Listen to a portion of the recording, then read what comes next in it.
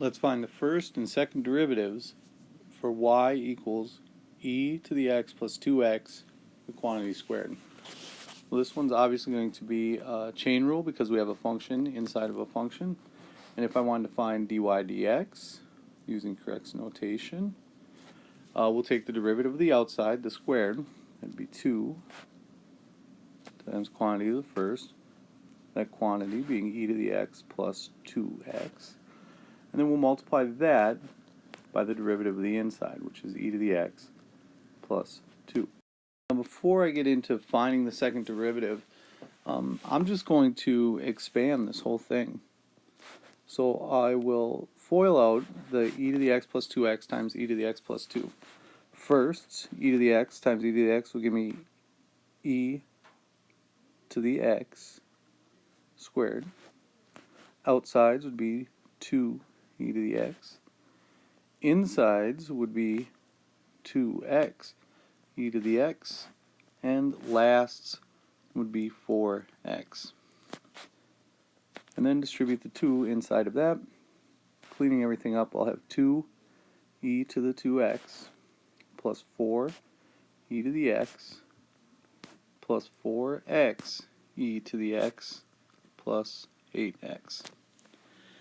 Having this expression expanded like that will make finding the second derivative a little bit easier. To find the second derivative, d2y over dx squared, we just go term by term. In the first term, I have 2 e to the 2x times the derivative of that 2x, which is just 2. For 4 e to the x, derivative of that is just going to be 4 e to the x. For 4x e to the x, this one we're going to have to use a product rule, which will be 1 d2 plus 2 d1, which is just 4. And for the last term, 8x, the derivative of that is just 8.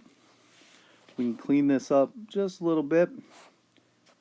2 e to the 2x times 2 is 4 e to the 2x plus 4 e to the x plus 4x e to the x plus 4 e to the x plus 8. And I do notice real quickly that I have this 4 e to the x and this 4 e to the x. So we can combine those. And let's see. 4 and 4 is going to make 8 e to the x's. And I'll have that 4x e to the x and an 8.